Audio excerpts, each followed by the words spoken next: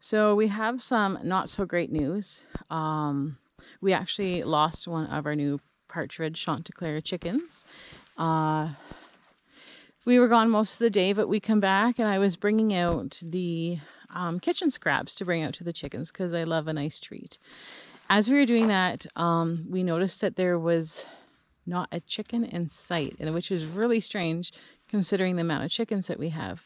So I'm looking around. I can't find them. Usually they come running when they hear or see me, and there was nothing, which I thought was really strange. And that was probably about 3 in the afternoon. Then about 4:30, I came out to put the chickens in. I noticed that one of our hens were missing because I usually do a nightly count when I lock them up. And one of our Partridge Chantecler hens was unaccounted for. So I called Hannah and we came out and just said, let's look. Maybe she's, nesting and maybe she's hidden in somewhere. It's not uncommon sometimes for the hens to go and find a nice cozy spot and sleep for the night sometimes. So we went around looking. I couldn't find her. I looked everywhere where I thought maybe would be a neat little hiding spot. And then Hannah called for me and she found her. Unfortunately, Hannah, what did you find? Well, I found her just like under the tree. And I didn't know what it was, but we'll see. So she actually thought that Dougie had vomited or something because there was a pile of something she seen in the bush under this big giant tree that I'm standing under. And so I went to look, and for sure enough, it was her. Basically, something ate her head and her neck and left all of her body. I'll just put a little clip in here what I found. Before I do so, if there's young children around or if you don't want to see it, skip ahead. But I'm just going to show you what I found. Sorry for the gruesome video. Her head is gone. So there's a ton of feathers. This is by our big tree here it's right actually next to our barn. And it started over there somewhere. Like I said, there is not any signs of any footprints anywhere. So I'm guessing it came from the tree. So basically her head was missing and her neck was missing.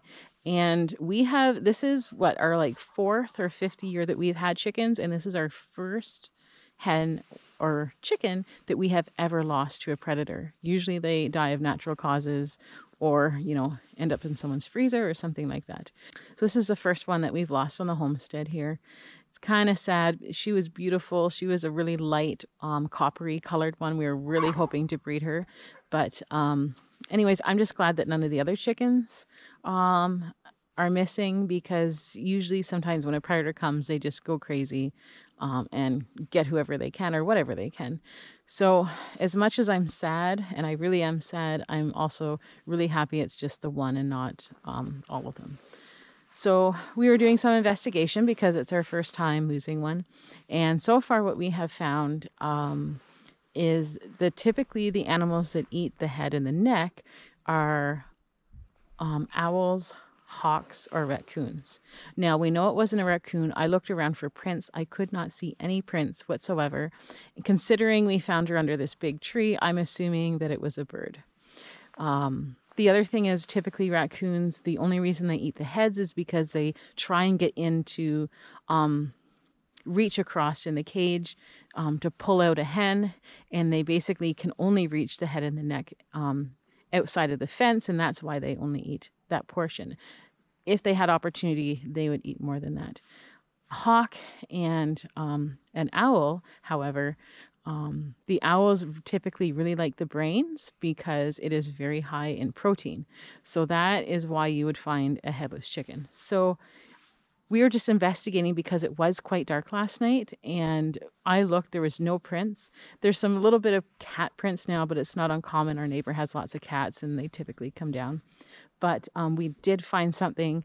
We were thinking a hawk or an owl, and Hannah found some feathers within the area and the other feathers that we have. So this is what we found everywhere. So these are the tail feathers of our Partridge Chantecler, and as you can see, her beautiful copper colors right here. We found tons of these feathers, and I'm going to tell you, she put up a fight because it's in about 4 different spots. The feathers are everywhere. We found a couple blood spots, and the fact that that we found another type of bird's feathers tells me that she did put up a fight. And considering she was our feisty one out of the group, I know she put up a fight. And this is what Hannah found within the area. So these are very different. These are not at all, like, they're not light and fluffy, very coarse. I'll have to wash my hands after touching these, but I don't know if you can see. Definitely a larger bird. I want to say, I don't even know if it would be a hawk or an owl, but they're almost like a gray white with a little bit of brown through it. I'll show you the difference now, just in size alone.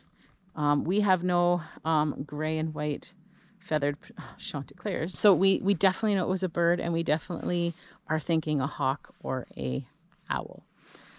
And I think I'm going to get hubby to put up a trail cam. We have a few around, but we're going to move it closer to the chicken coop. So this is site number 1, which is where I think something had grabbed her from. There's a little bit of feathers kind of all around here. We have a blood spot here. And we have another blood spot there, which we are standing directly under this ginormous tree, which is obviously where I think the bird was stalking her from. So we have a group of feathers all around this little bush here. The next place it goes to is right here. There's a ton of feathers all around here. This is actually where we found the other feather, we believe, from the predator. Next, it went around the side of this tree. I can just get myself through here without getting slapped. Oh yes, this is, I think, where there is a lot of blood here, a lot of blood. So I think even on the side of that tree you can see it. It's everywhere. This is actually where I think she lost her head, probably. Right here. I'm sorry this is disturbing, but this is part of homesteading. This is part of the joys and the unfortunate scenarios that we come across. So this is, I believe, where she actually probably died. Now, where Hannah's standing, just behind her over here, is where we found her. So I'm going to take you over there now. And as you can see, this is not very far from our chicken coop at all. And this is where we found her.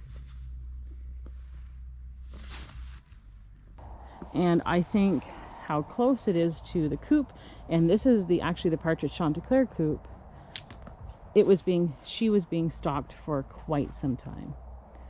So I guess to sum things up, no matter what you do, like we did a really good job of making sure that nothing could get in the coop. Our problem was that we have our birds free ranging. We believe, and keep them to be as natural as possible. They love to forage. It's really healthy for them. It's really good to do. Unfortunately, we can't protect them from that. We do have a dog, but he's not always out either. And just comes with the territory. So as far as protecting your chickens, just doing things really well. So I don't really use a lot of chicken wire. I use more of hardware cloth. It's got smaller holes. It's more sturdy. That's what we use. And the major thing is locking up your chickens at night. I mean, just the fact that we've went 4 to 5 years without an incident like this is really good.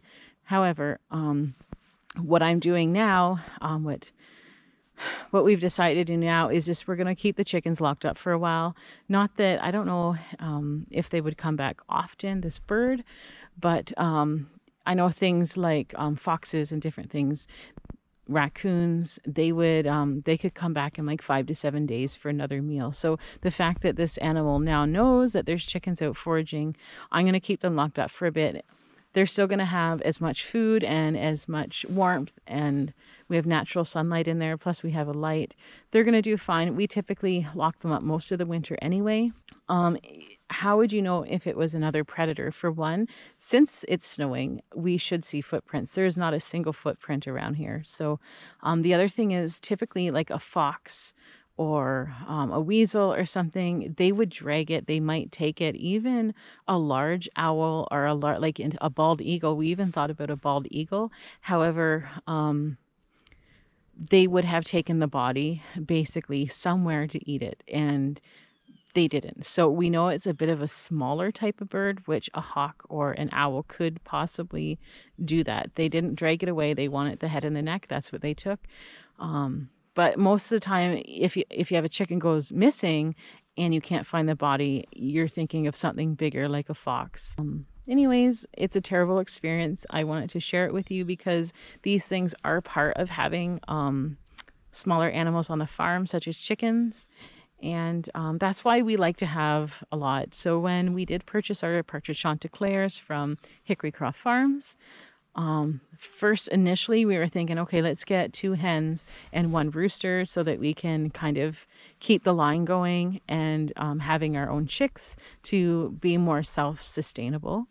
And I was like, you know what, if we lose one, say, had a disease or got sick or natural causes or even a predator or something like that, it's best to have a couple extras. So I'm really glad that we did get a couple more, because then I would only have 1 hen left.